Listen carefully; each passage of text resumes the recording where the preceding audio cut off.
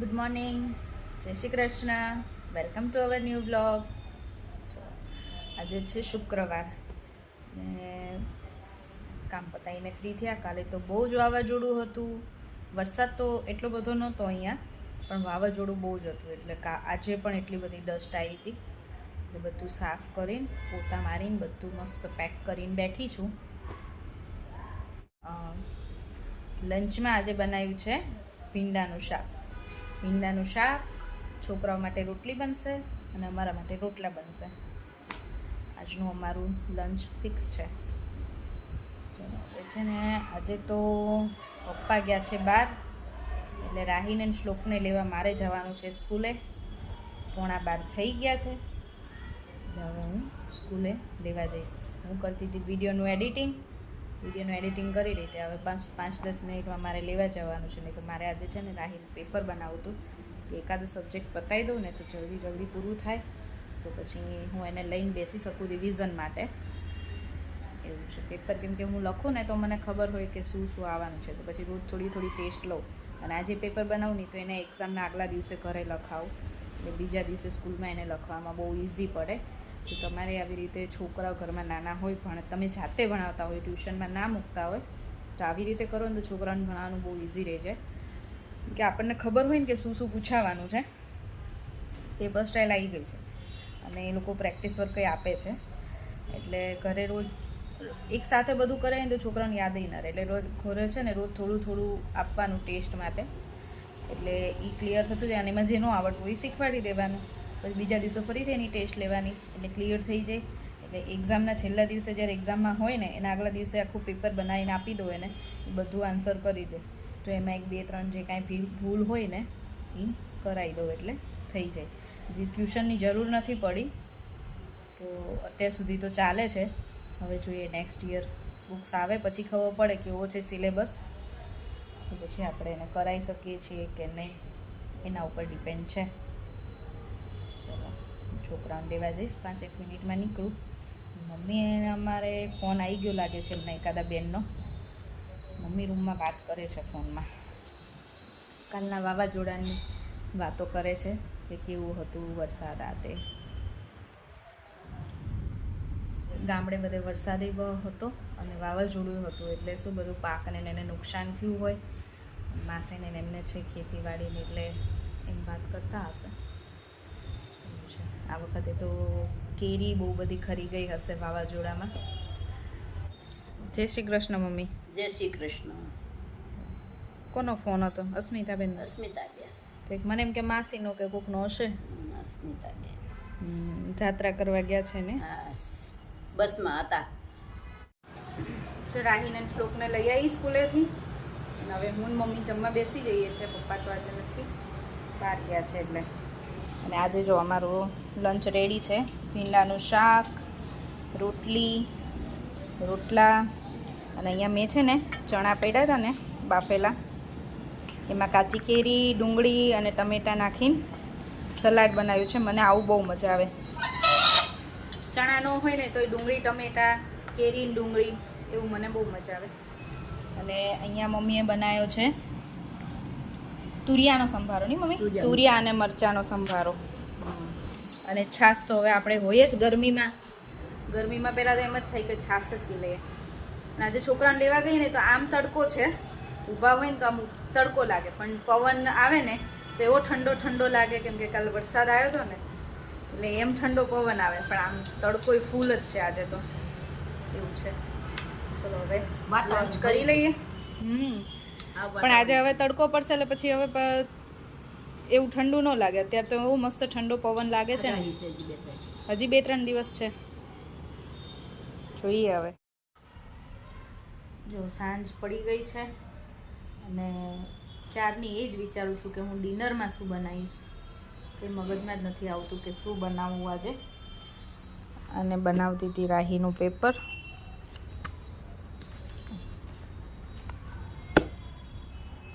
Complete કર્યું અને જોડે વિચાર કરું છું કે હું ડિનરમાં શું બનાવું આજે.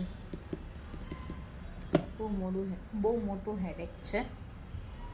રોજે વિચારું શું બનાવું. એકને આ ભાવે, એકને ઓલું ભાવે.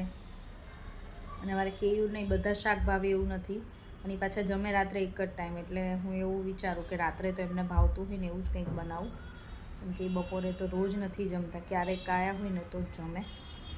એટલે હવે વિચાર કરું છું કે શેનું શાક બનાવીશ. રાહી તો મને એમ કે મમ્મા તું પેલું ટાઈમ ટેબલ બનાવી નાખ ને કે રોજનું મેનુ નક્કી એમ. મેં કીધું એવું ના હોય ને, ઘરમાં જે શાક હોય એ પ્રમાણે, સિઝન હોય એ પ્રમાણે અલગ અલગ વસ્તુ બનતી હોય. ક્યારેક કોઈને કંઈક બીજું ખાવાની ઈચ્છા હોય, એવું બધું હોય એટલે રોજ અલગ અલગ બને. એટલે એવું થાય કે રોજ તો શું બનાવું. વિચાર કરું છું કે શું બનાવીશ આજે હું. ફાઇનલી આજે વિચારી લીધું છે ચણાના લોટની કળી પાડીને શાક કરીશ. ગાંઠિયા પાડીને જે કરીએ ને એ. કેમ કે ઘણા ટાઈમથી નથી બનાવ્યું, એટલે ખાસે બધા છે. એના માટે મેં છે ને તેલ મૂકી દીધું છે વઘાર માટે, અને ચણાનો લોટ લઈ લીધો છે હું. લોટમાં જ હળદર, મીઠું, મરચું અને ધાણા જેવું સેજ એ બધું નાખીને હવે આ લોટને મિક્સ કરી દઈશ પાણી નાખીને. થોડો બહુ કઠણ નહીં રાખવાનું અને બહુ ઢીલો નહીં રાખવાનો, કળી આસાનીથી પડે એવો રાખવાનો.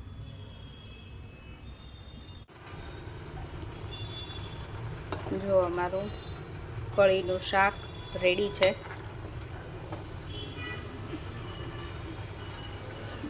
મેં આને ઓલા સંચાથી નથી પાડી. સંચાથી પાડીને તો ઓલી બહારની તૈયાર કળી હોય ને એવું લાગે, પણ ખબર નહીં, મમ્મી આવી રીતે જ કરે છે એટલે હું આવી રીતે કરું છું. છે સંચો એનું પેલું મશીન, તો એમાં મમ્મી નથી કરતા તો હું નથી કરતી. આની જોડે ભાખરી બનાવી દઈએ. ભાવ્યું બેટા તને શાક? હે, ફર્સ્ટ ટાઈમ ખાધું ને? મજા આવી ને? હવે ખાઈશ તો હવે બનાવશું આપણે. Okay, done. અને મને કચરો વાળ દે ને મારી દીકરી આજે, હો, કિચનમાં ને અહીંયા હોલમાં બધે. શ્લોક, અમે ડિનર કરીને ફ્રી થઈ ગયા છીએ અને સારું બન્યું હતું શાક, મજા આવી. બધાએ જમી લીધું.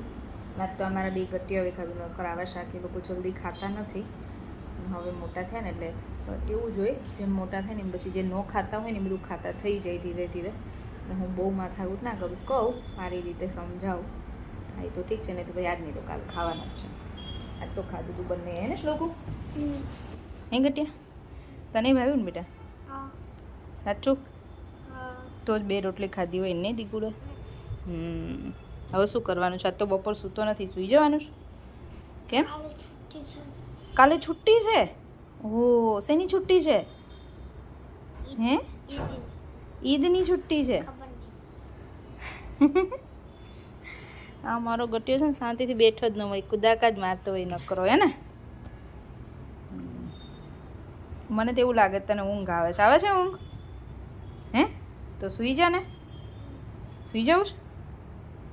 ઓકે, ચાલ સૂઈ જાઓ ને. ડેડી તો બહાર ગયા છે, મોડા આવવાના છે. સૂઈ જાઓ.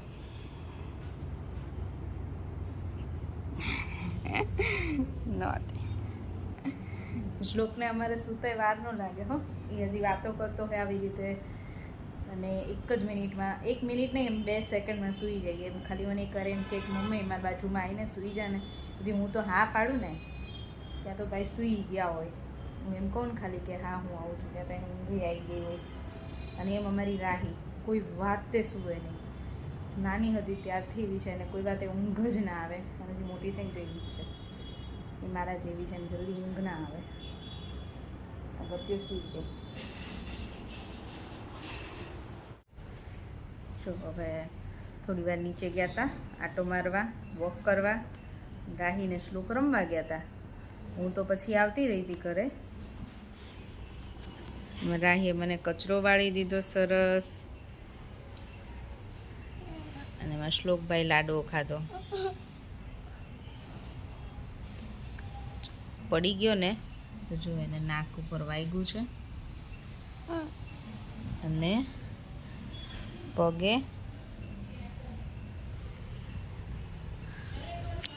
પણ એને રોવું કેમ આવે છે? વાગ્યું છે એનું રોવું નથી આવતું. ડેડી આવશે તો મને ખીજાશે એનું રોવું આવે છે. હે શ્લોક? તો છોકરાઓ રમે તો પડે ને વાગે ને એમ જ મોટા થાય. હું કંઈ બહુ એવું ટેન્શન ના લઉં. નાક ઉપર વાગ્યું છે એટલે થોડુંક મને આમ ઓલું થયું. બાકી પગ તો ટીચરને એવું તો છોલીને આવે તો એ તો સમજ્યા. કેમ કે જો એક જગ્યાએ બાંધીને બેસાડી રાખીએ તો કંઈ છોકરાઓ અત્યારના આ જમાનામાં તો ના ચાલે. એને છૂટા મૂકવા જ પડે. અમારે તો રોજ જાય છે રમવા, અને રમતા હોય એટલે એવું દોડવાનું ને પકડવાનું ને એવું જ રમતા હોય, શાંતિથી બેસીને ના રમતા હોય. પણ એ સારું, એમની હેલ્થ માટે સારું. છોકરું એક્ટિવ હોય એટલું જ સારું. ડૉક્ટરો એવું કહે છે કે છોકરું એક્ટિવ હોવું જોઈએ, ભલે જાડિયું ના હોય, એનું વેઇટ ભલે આમ બહુ જાડા એવા છોકરાઓ ના હોય, પણ આમ શરીરમાં આમ શું કહેવાય, કંઈ બીમાર ના હોય અને આવું એક્ટિવ હોય ને, હરતું ફરતું રમતું રહેતું હોય તો ઓકે, તો છોકરાને કંઈ વાંધો નથી. ક્યારેક ક્યારેક લાડવા ખાઈ લે. શ્લોક, તને તો યાદ નથી, તું નાનો હતો ને ત્યારે આમ જો અહીંયા તને બહુ બધું વાગ્યું હતું, ખબર છે? હજી નિશાન છે તો એમાં શું, ત્યારે તું તો નહોતો રોતો, હવે થોડું રોવાનું હોય. ઓકે, હમણાં છે ને હું તને ઓલી સોફ્રામાઇસિન લગાવી દઈશ ને એટલે સવારે તો સારું થઈ જશે. હો, એનાથી તરત સારું થઈ જાય. ઓકે, સારું, ચાલ સૂઈ જા, ચાલ. બસ જો હવે આજનો વિડીયો અહીંયા જ પૂરો કરીશું. કેમ કે હવે આ ભાઈને છે ને થોડુંક શાંત કરવો પડશે. કેયુર આવે ત્યાં સુધી સુવડાવી દેવો પડશે. કેયુર તો જોવે એટલે બૂમો પાડે જ, કેમ કે આવું નાકે વગાડીને આવ્યો છે ને એટલે. પણ કંઈ નથી, એ તો આમ નીચે રેતી હતી ને એટલે રેતીમાં લપસી ગયો છે, એટલે સ્લીપ થઈ ગયો ને એટલે નાકે, હાથે અને પગે છોલાઈ ગયું છે. અને છે ને એ નાનો હતો ને ત્યારે પંપ પાસે જઈ આમ જો આમ કરતો હતો તો જળામથી બનીને એનો હજી નિશાન છે જો. ત્યારે એવું લાગે કે ચીરાઈ ગયું છે. હા, ત્યારે દાઢી ભટકાણી. કંઈ નહીં, એ તો મટી જાય રાહી, એમાં શું રોવાનું નહીં. તારો હાથ બતાય, તારો હાથ બતાય. બે ભાઈ બેને વારો કાઢ્યો છે હમણાં તો, હે ને? જો તો યા તો જીન્સ પહેરીને ગયો તો શ્લોક, નકર પગે વધારે વાગે તને. હું તને એટલે જ જીન્સ પહેરીને જવું કહું છું ને જવાનું, પેન્ટ પહેરીને જ જવાનું, એટલે પડે ને તો બહુ છોલાય નહીં, પગ વાગે નહીં. ઓકે, અને ધ્યાન રાખવાનું, બહુ એટલું બધું નહીં દોડવાનું કે આપણે પડી જઈએ ને વાગી જાય. હં, થોડું માપે દોડવાનું. ચલો, રમતા હોય તો એવું તો ચાલ્યા રાખે, થઈ જશે સારું. ચલો હવે આજનો વિડીયો અહીંયા જ પૂરો કરીશ. ફરીથી મળીશું કાલ નવા વિડીયો સાથે. ત્યાં સુધી બાય બાય, ગુડ નાઇટ, જય શ્રી કૃષ્ણ. જો વિડીયો ગમ્યો હોય તો લાઈક કરો, શેર કરો અને ચેનલને સબસ્ક્રાઈબ કરો.